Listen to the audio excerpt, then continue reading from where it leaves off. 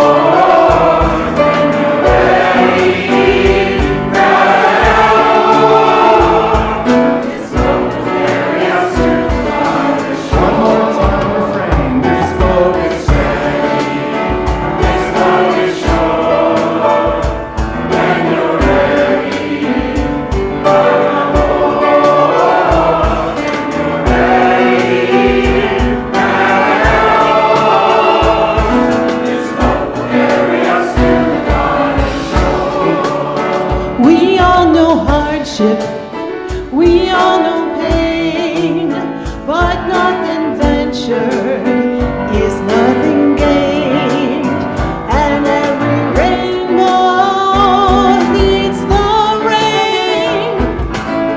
You're not alone, try again. This boat is heavy, this boat is short. When you're ready, come aboard. When you're ready, paddle. This boat will carry us to the farthest shore. Even if you've been tempest-tossed, even if you feel that all is lost, you've heard the thunder roar, had a look at heaven's door. If you're sinking like a stone, this boat will carry you home. This boat is heavy, this boat is short. When you're ready, paddle on. When you're ready, paddle on. This boat will carry us to the farthest shore. In this boat, there's nothing we can't do together, no matter the weather, no matter the charts on ours, we will navigate by the stars. This boat is heavy, this boat is short. When you're ready, come aboard. When you're ready, paddle on. This boat will carry us to the farthest. One more time, this boat is This boat is heavy, this boat is short. When you're ready, come aboard. When you're ready, paddle on. This boat will carry us to the farthest shore. This boat will carry us to the farthest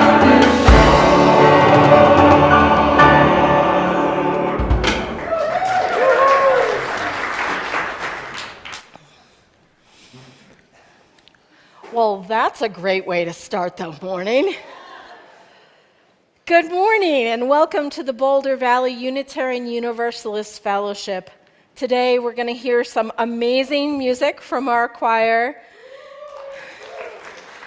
We're going to celebrate our volunteers and our many hats that we wear in our lives, and launch our pledge drive. I'm Kelly LoGiudice, she, her pronouns. And I'm joined today by guest minister Reverend Ruth Rinehart, who almost saw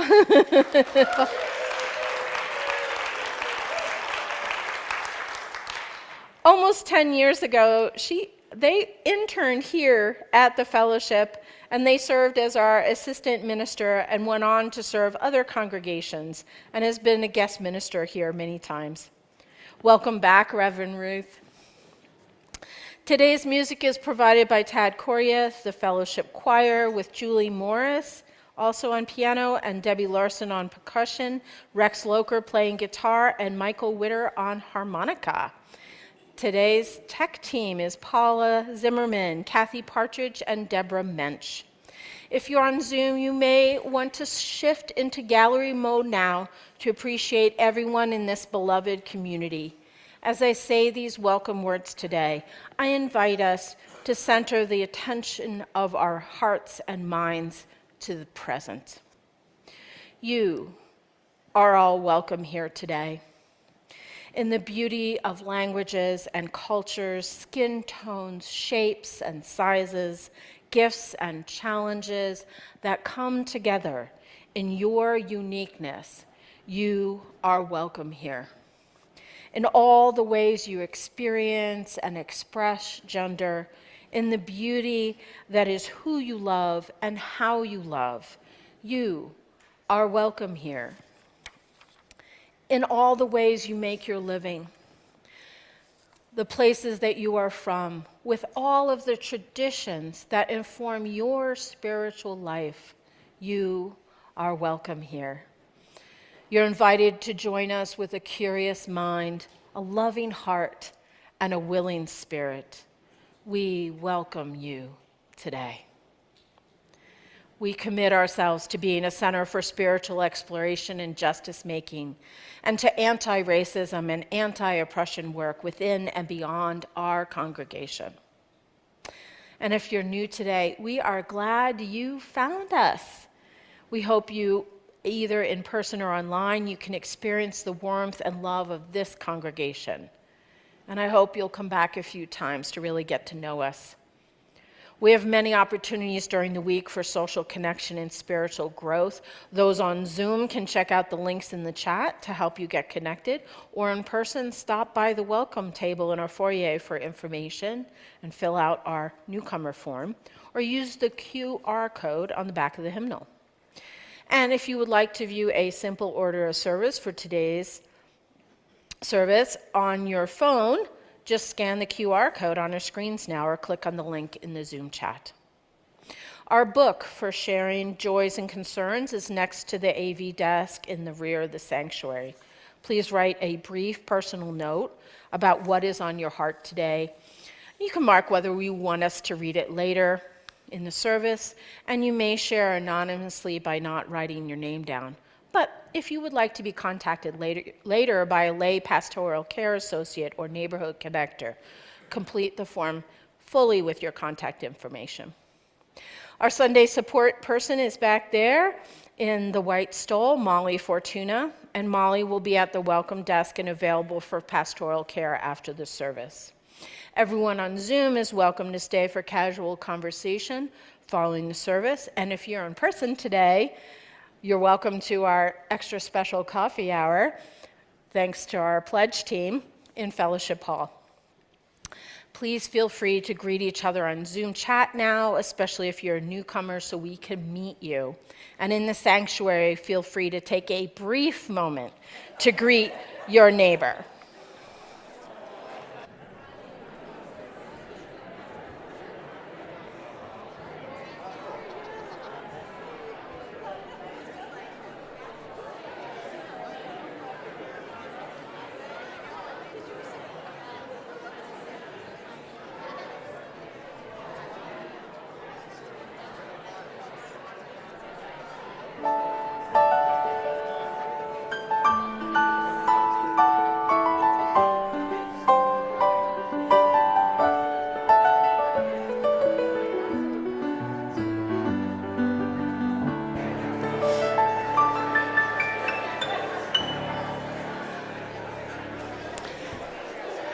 Here we come. Here we come.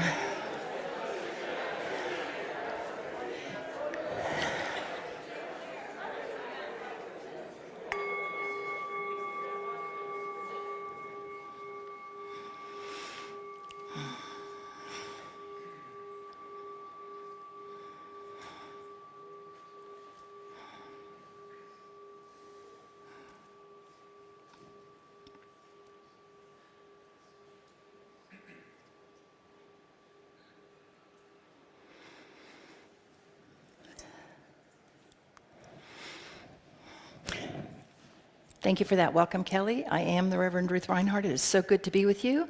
My pronouns are they, them, which actually is different from when I was here before. And it can be difficult when someone's pronouns shift when you've known them. So I'm just aware of that. A lot of grace, forgiveness.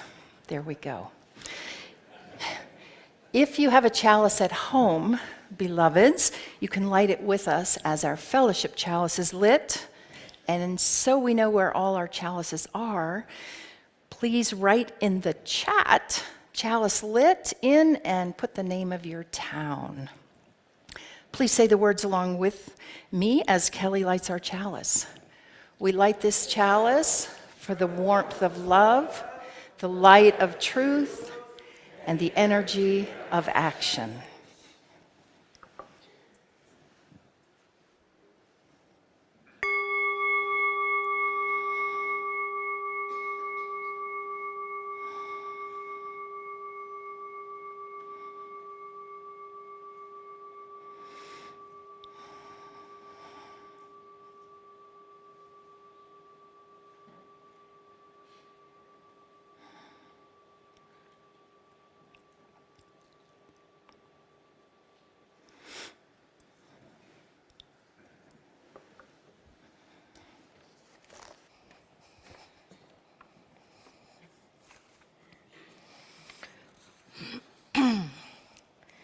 Do we have as much sense as a goose?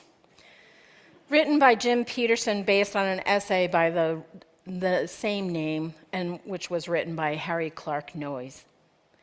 Next spring, when you see geese heading north for the summer, flying along in a V formation, you might want to consider what scientists have learned about why geese fly in formation. As each bird flaps its wings, it creates an uplift for the bird immediately following.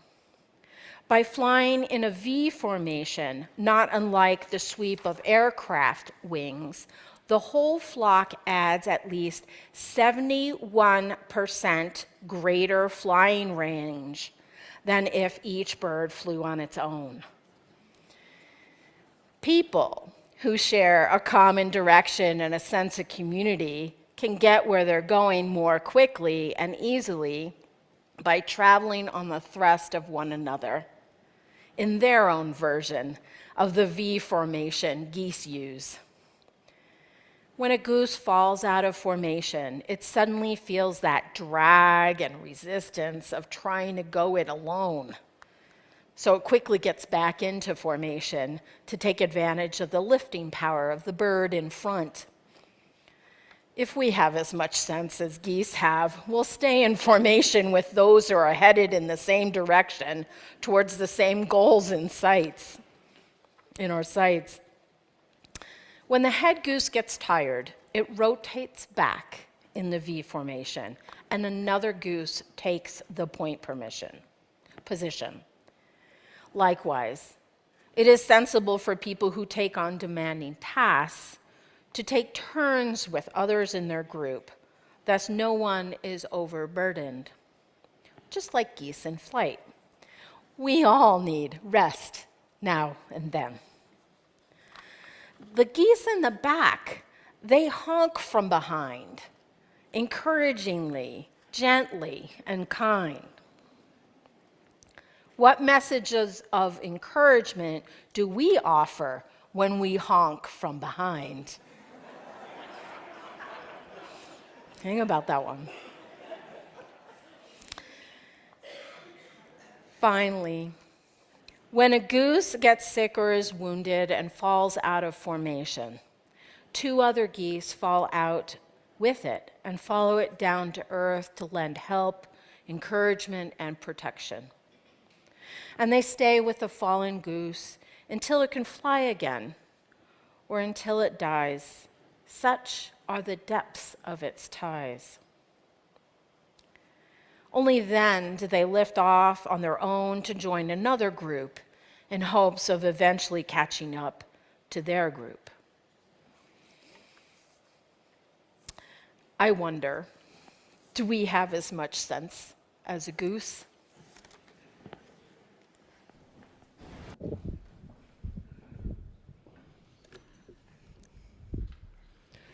Good morning. I am Robin Rathweg. I use she, her pronouns, and I have the distinct honor of announcing a very important kickoff today. At 4:30 p.m. Standard Time, the Seattle Seahawks will play the New England Patriots at Super Bowl 60. Bad Bunny will be performing the halftime. Oh, sorry, wrong kickoff. Today is also the very important BVUUF Pledge Drive kickoff. And you don't have to wait till 4:30 to participate. The theme for the Pledge Drive this year is hats off. So I see a lot of you are wearing hats, which is awesome. We're hoping to have people wear hats this whole month. And we also are going to be passing the hat during our collections. So, when I say hats off, I want all of you to respond with hats off. And if you're wearing a hat, you can wave it around a little bit. Okay. So let's practice. Hats off. Hats off. Okay. And then to start out, I'd actually like to do it for real, and I'd like to say hats off to the choir. Hats off! Hats off! Because they're amazing. Okay, so the beginning of the pledge drive. It starts today and it'll continue until March 22nd. And during that time, we ask that members and friends pledge a little bit of their household money to support the fellowship. This is our most important annual fundraiser, and we're going to talk about it every week until late March, so get ready. This year, the board has increased the goal of our pledge by 5% over last year. If you pledged last year, you will get a letter in the mail confirming what you pledged last year and a suggestion for this year. Please consider increasing your pledge if this is possible for you. Know that every single pledge is valued and none is too small. And so far, in my understanding, no pledge has been so large that we refused it. Sue Reddick? This is our treasurer. She says no pledge is too large. So you heard it from her. Okay. This year, starting in August, we're going to have a new minister join us. We hope to magnetize the best minister for our church and congregation. Ministers who are considering working with us will be encouraged by a vibrant congregation which easily reaches its pledge drive goals. The ministerial selection process isn't finished, so let's thank and encourage the fabulous ministerial search team who are in the midst of this deep process. To the ministerial search team, hats off! Hats off! Woohoo! Okay, so I was asked to lead this year's pledge drive by Nancy DeLaura. Nancy, right behind me, I can hear her giggling, is someone who knows what it means to be committed to the church.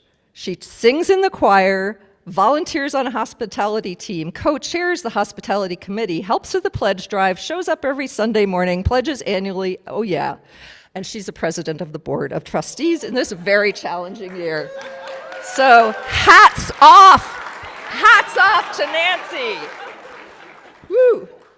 And while we're there, let's just say hats off to the whole hardworking board of trustees. Hats off. Hats off. Well, I wasn't sure about leading the. Did you want to stand up? Or yeah, okay. Sorry. Everybody knows Nancy, right?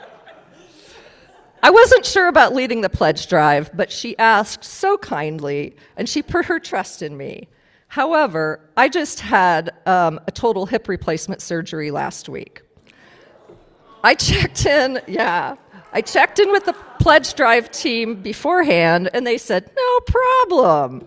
So while I was recuperating, icing my leg, taking heavy meds, and reading trashy novels, this amazing pledge team has done the heavy lifting, created postcards and letters, set up mailing lists, organized the stewards, written letters, ordered food, signed up people for testimonials, and made graphics. I'd like to recognize the pledge team now. Please rise if you are willing, so people can see who you are. Hats off to the pledge team. Hats off!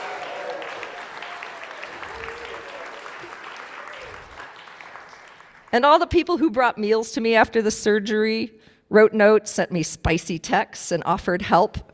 Every gesture full of love to the people in our congregation who care for others in many ways. Hats off. Hats off.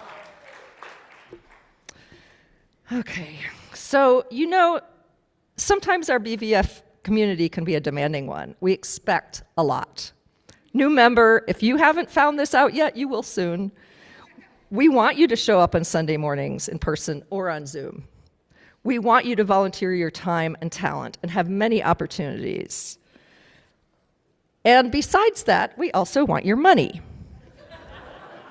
This is what the Pledge Drive fundraiser is about. And why would you do that? Why would you give your time, talent, and treasure to BVUUF? Well, because in a time of national turmoil and decreasing respect for human beings, you want to be a part of this vibrant congregation that centers love, that welcomes our neighbors, that comes together to share spiritual deepening, respect for the democratic process, soulful music, celebration, and transformation. Because you recognize the transformative power of collective action, the joy of generosity, and the lasting impact of giving. You value the opportunity for growth and exploration of your unique spiritual expression, of the challenges and joys of working with others and discovering new talents. Because you found this community, and you see its value, and you say, yes, this, I believe in this. At BVUF, we work and play together to create something the world needs, a place full of community resilience, because we need this loving, creative, spiritually curious, justice-supporting community now more than ever. Yeah. And while I don't have time to mention all the love and effort that people put into running our fellowship, when you see someone helping to create our community, please thank them. Take your hats off to them. Because here we trust each other, here we care for each other, and here we celebrate each other with a resounding hats off. Hats off! Woo! Thank you.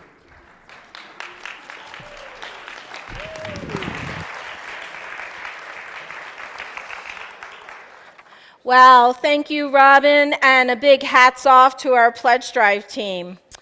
And here is how we continue to stay in amazing community together. As co-chair of the Committee on Shared Ministry, I am pleased to announce our new volunteer right relationship team. If they would come up, please. This is a new fellowship ministry which will further the compassionate care and create safe space for practicing creative conflict management and better communication. Not all of them could be here today, but we have photos, and the 8 members of this team are Pat Boltap, Jeremy Dion, Lisa Holmberg, Camille Hook, Maggie Kerrigan, Ani Liggett, Sharon McCaffrey, and Chris Rathweg. Hats off.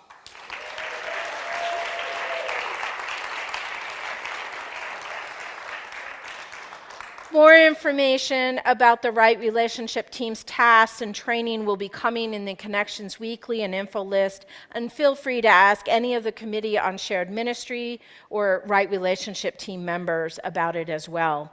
And again, thank you all who have committed to do this important work. Hats off.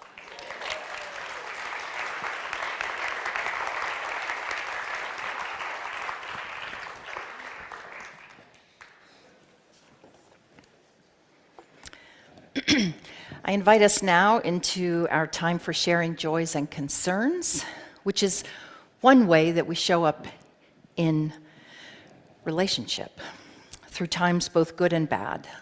So on Zoom, please use the chat to share now, and we'll read them aloud in a few moments. We do this in community, in religious community. We share these things with each other, these milestones, these joys, celebrations, and these challenges that we're going through with the people that we love. Some of these we speak aloud, and some of them we hold in the silent sanctuary of our heart. So we place one more stone for those that are not spoken. And now is the time for prayer or meditation or silent reflection, as is your practice.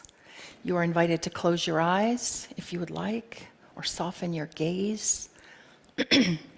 Come back into your body, into your seat with awareness.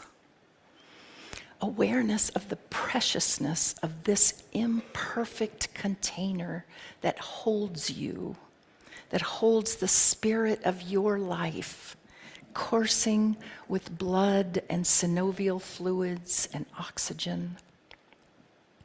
Notice your breathing with gratitude for the oxygen coming in and the carbon dioxide going out. This symbiosis with all the plant life around us that provides all we need to survive and thrive. We are born into this life utterly dependent upon our caregivers, completely helpless. And some of us are given better care than others. We know this. Each one of us, though, here in this room or joining us virtually, each one of us has received enough to arrive here at this present moment. Scarred, all of us, by the difficulties of our past, but each of us has received enough to be here today, and how wonderful to be together in this hour that is like no other hour, because you are here and you change this community with your presence. It is made stronger and greater because you are here. You belong here. You are loved here. You are surrounded with love. Let us just breathe together for a moment.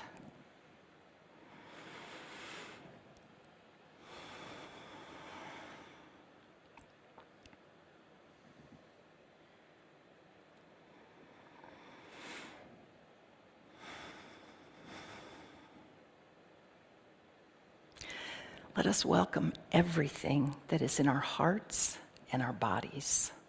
Love and pain, grief and triumph, pride, physical, emotional, and spiritual.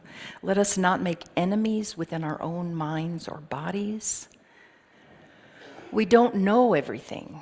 Some of us pray to God, some of us pray to a great mystery, some of us appreciate communal, contemplative time. There is a spirit of life and love that is greater than all of us, because our individual lives are made greater when we come together and we call upon this spirit.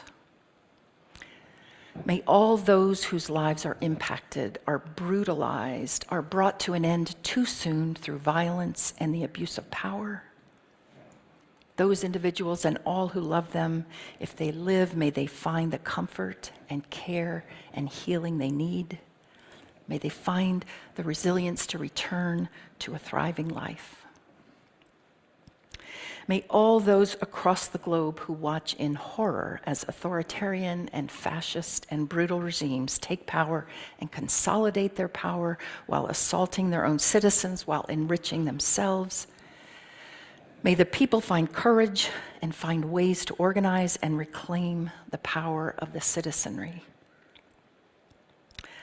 Let us grieve and rejoice together in the fullness of our humanity. Let us be brave, for these times call for bravery. Let us be loving, for these times call for great love. Let us be forgiving, for these times call for great forgiveness. Let us be curious, for these times call for great understanding. Let us listen well, for these times call for great witness. We are here in a community that walks together through the great transitions of life, individual lives, congregational life, and the very challenging life of that outside world. Amen, namaste, and blessed be. And I invite you now to stay seated and sing together our pastoral hymn, Spirit of Life, number 123.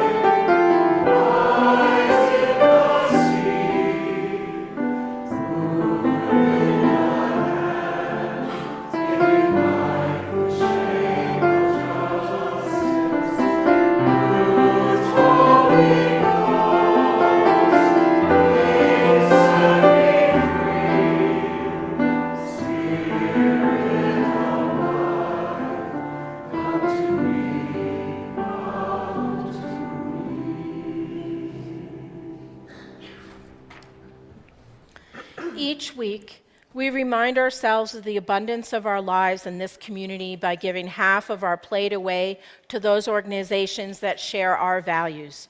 Today's half plate is for Modus Theater, whose mission is to create original theater to facilitate dialogue on critical issues of our time. They aim to use the power of art to build alliances across diverse segments of our community and country.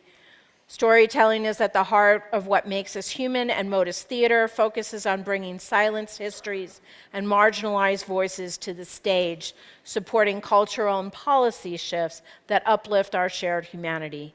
You can text your donation at the number on the screen, or if you're in the fellowship today, place a donation in the offering hat as it passes. Please give generously as you so often do.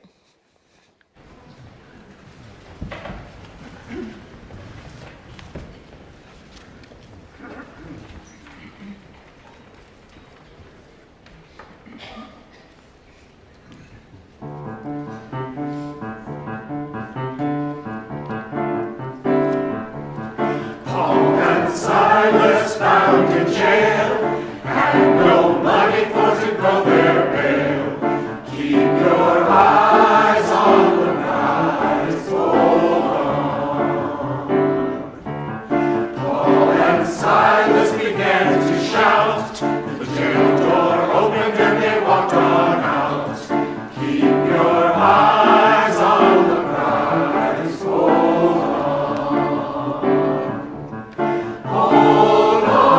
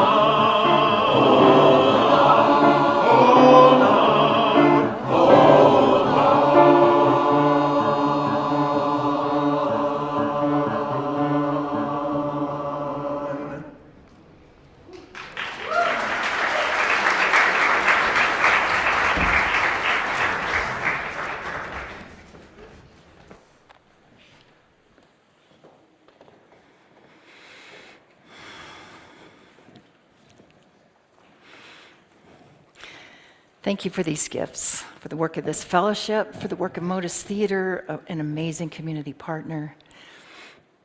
These gifts are consecrated by your love. There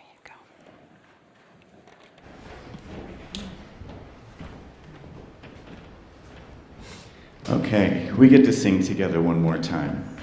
So this is a new one that we're going to learn by rote. Roadblock. For anything that gets in your way, this song is for that, to give you energy to overcome any obstacle. Choir, why don't you stand for us, please? And why don't we all rise in body or spirit? There are two parts. We're going to learn two parts individually, and then we will put them together. So this is part one. Sorry, Julie, can I have that? And it goes like this. Choir, go ahead and help me out. 1 and 2, and here we go. This is a roadblock, not the end of the road. When I get knocked down, I get back up again. Couple more times. This is a roadblock, not the end of the road. When I get knocked down, I get back up again. One more time, do your best. This is a roadblock. I see some mouths not moving. Not the end of the road. When I get knocked down, I get back up again. Okay, we have to do it one more time. This is a roadblock. Yeah. Not the end of the road. When I get knocked down, I get back up again. Okay, good. Debbie's going to keep drumming. So this is part 2. It goes like this. 1, 2, here we go. I don't care what you've been told. Now is the time to take back control. This is not the end of your dreams. Life is not what it seems. And again, I don't care what you've been told. Now is the time to take back control. This is not the end of your dreams. Life is not what it seems. Keep going. Okay, here we go. Let's have, do you remember how part 1 goes? This side of the room? This is a roadblock. All right, that's going to be you. No, actually, just kidding. Let's do part 1 over here. This side of the room. This side of the room is part 1. So this side of the choir will be singing part 1 with you. This side of the choir will be singing part 2 with you. Ready? Here we go. Go ahead, Debbie. 1, 2, 2 parts. This is a roadblock, don't care, end of the road. When I get knocked down, I get back up again. There you go. This is a roadblock, it's not the end of the road. When I get knocked down, it's not again. Oh, one more time. This is a roadblock.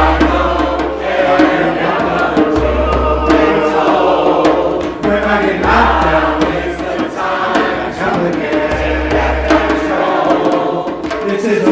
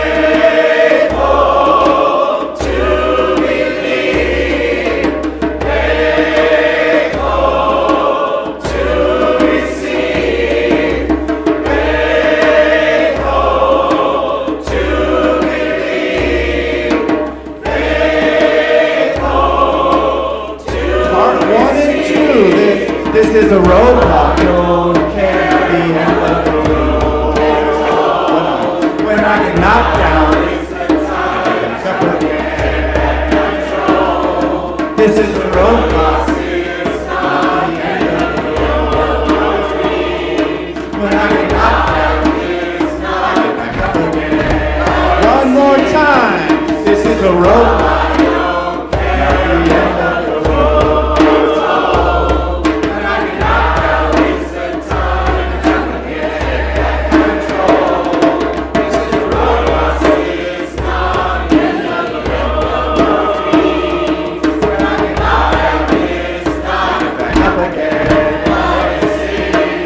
This is a roadblock. Good.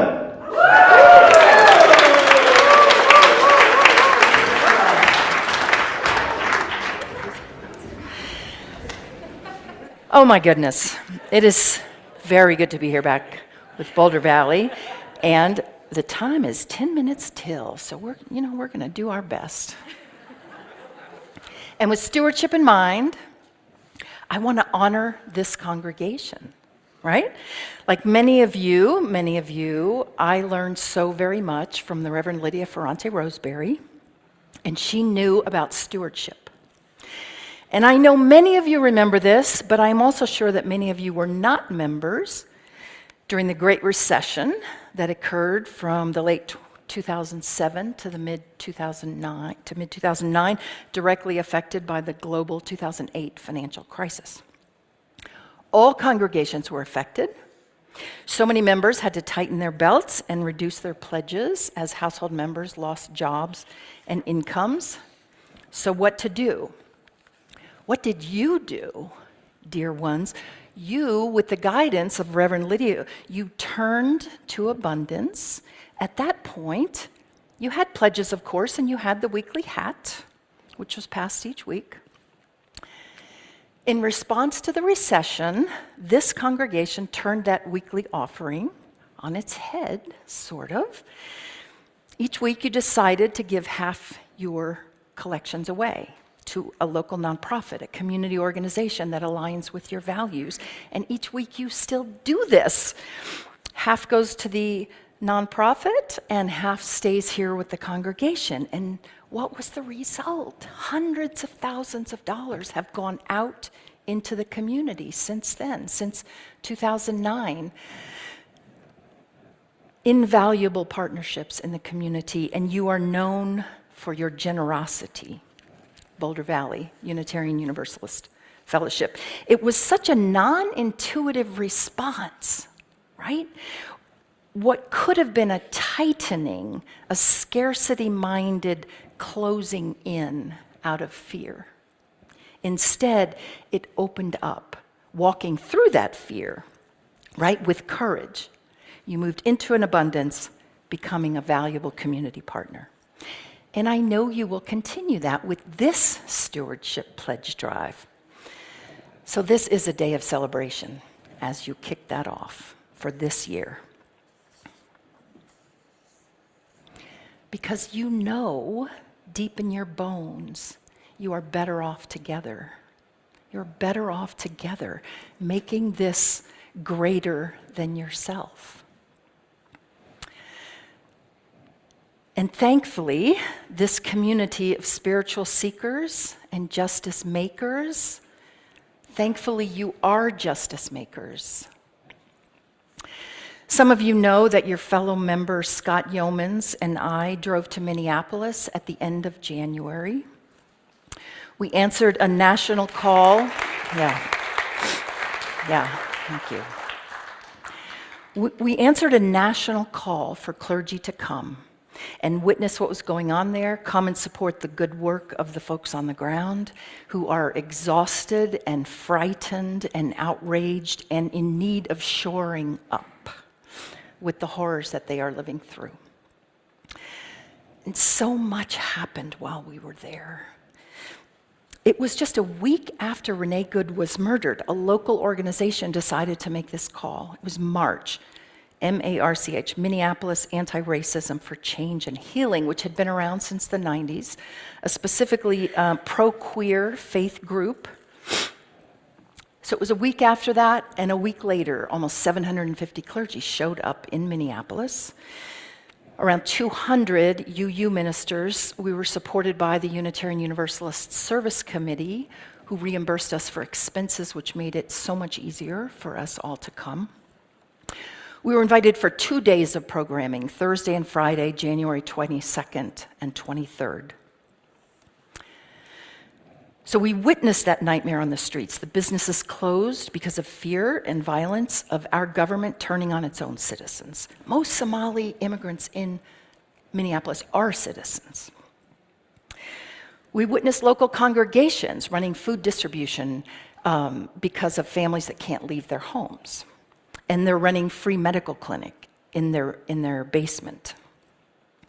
We went out on patrol looking for ICE and CPB activity. Everybody's wearing whistles. They're 3D printing the whistles. At one point, we were in this congregation listening to a panel of organizers, and a block and a half down the street, a violent snatch and grab. So the church went on lockdown. They were treating people in the medical clinic below us.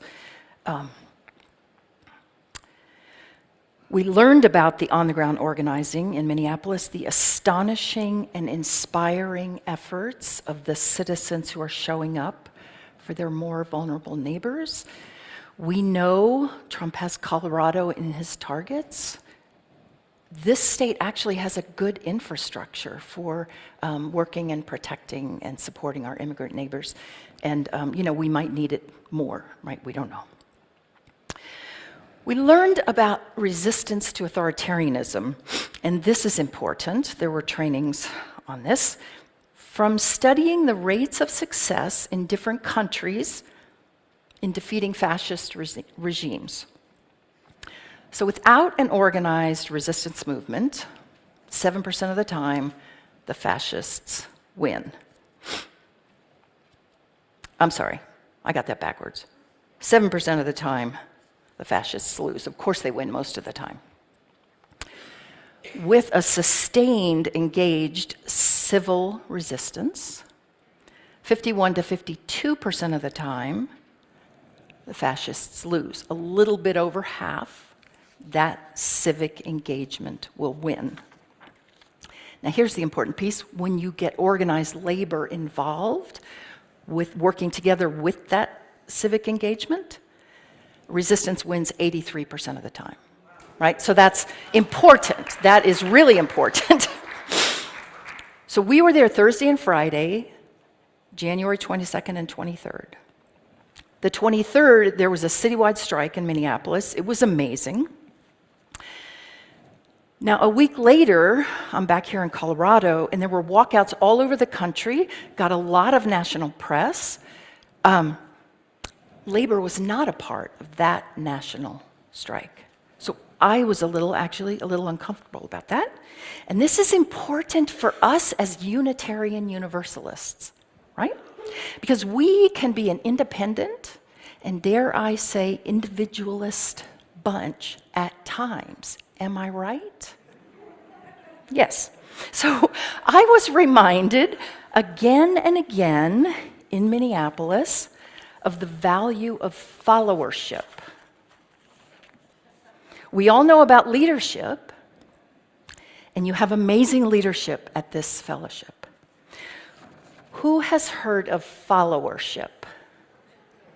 A couple of you. Okay, that's good. Listen for it. I'm telling you, it's important.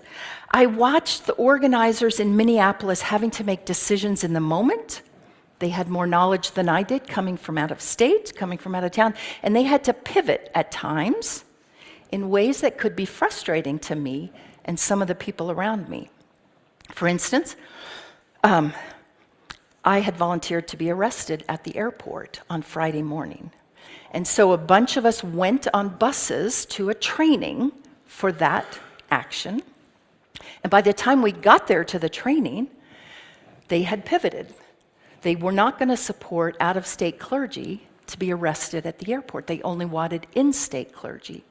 And actually, that was a good decision for them to make. It turned out to be about 100 Minnesota clergy who were arrested that morning at that action.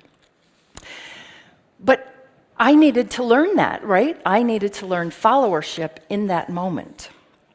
Within all organizations, the best leaders are the ones who also know how to follow, how to be good followers, how to follow when they are not in leadership, who know how to not nitpick, who know how to not second guess, but to stay with the power of collective action and keep the larger goals and values in mind.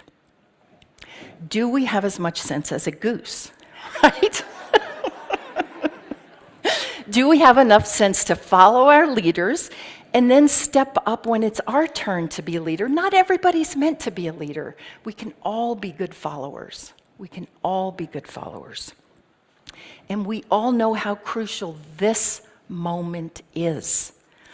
And I know so many of you are showing up in this moment, in this resistance moment.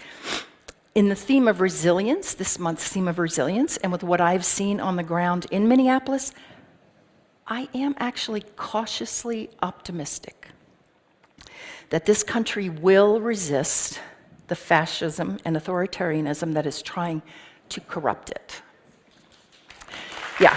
Yeah.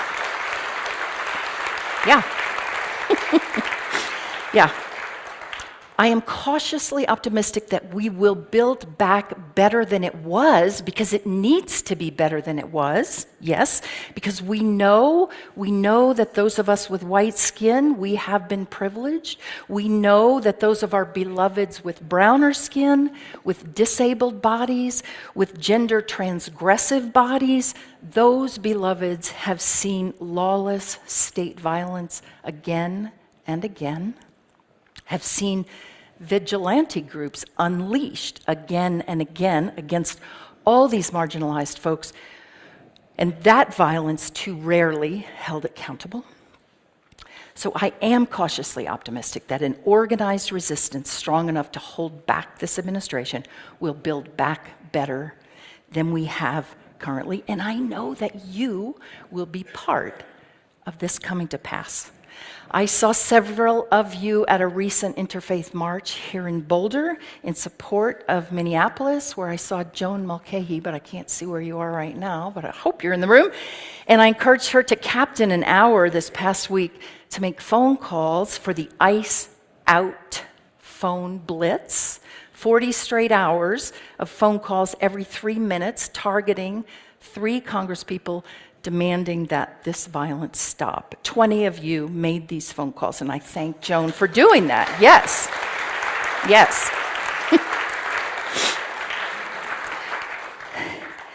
And there was so much interest in this phone blitz that they extended it for another week. So this coming week, there's going to be another 40 hours. So altogether, 80 hours of phone calls every 3 weeks. That is 1,600 individual Unitarian Universalists making 4,800 calls about stopping the lawless violence we are seeing from our own government.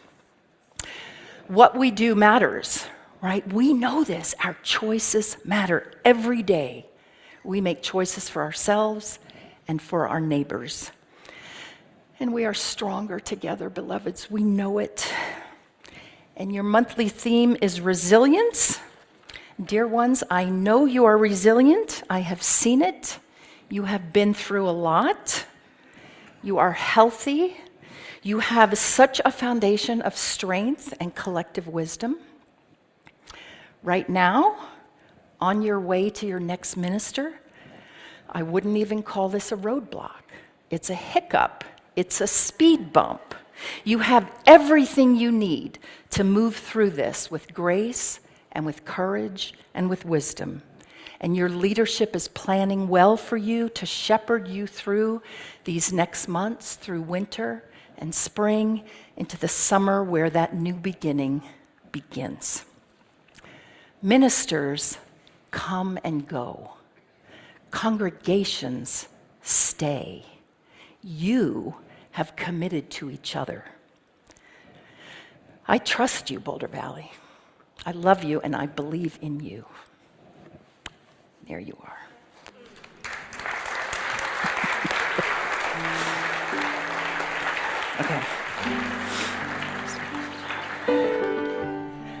Okay, please rise and body your spirit and join us in our chalice extinguishing words. We extinguish this chalice, but not the warmth of love, the light of truth, or the energy of action. These we carry in our hearts until we meet again. We have come to the close of our service, and this hour that was made greater because you are here together. There's so much love in this room. There's so much love in this room. What a beautiful choir you've been today, and all the musicians and everybody that made this happen. Dear ones, it is a hard world out there. It is a really hard world. So we need each other. Be shored up by the love in this room so that you can go out and do that hard work and then come back again. You know, I think I was supposed to tell you to hold hands if you like. And then if you didn't, you know, you could kind of hug yourself if you didn't want to. But, you know, be connected, right? Yes, you're connected. Blessings. I don't have the script now. I'm just like going off script. So thank you for having me. Thank you so much. Thank you, everyone on Zoom. Yes. Bless you. Yes. All right. Oh, and now announcements. Oh, no. See, I forgot the covenant. We're going to say our covenant together. Here we go, please. Let's say our covenant together. That's where. Hold hands again. There you go. Sorry. We covenant to be a fellowship welcoming to all, where our differences are a source of deep learning and spiritual growth. We strive to promote love and respect as we work together to build a just and compassionate world. Thank you. Okay, I think that's it for me. Now announcements. Good morning, everybody. Pull that mic in. Good morning, everybody. Is that better? Let's take that deep breath we did about a month ago. Nice big inhale. Press all that air out. Get ready for the single announcement I have for you this morning.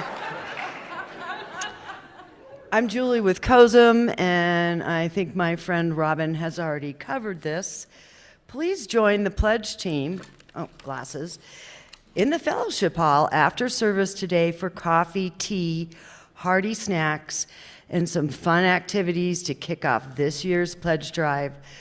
Once again, we regret to share that Bad Bunny will not be performing here today, but we will have fun anyway. Please feel free to exit the sanctuary as the closing music plays. See you all out there.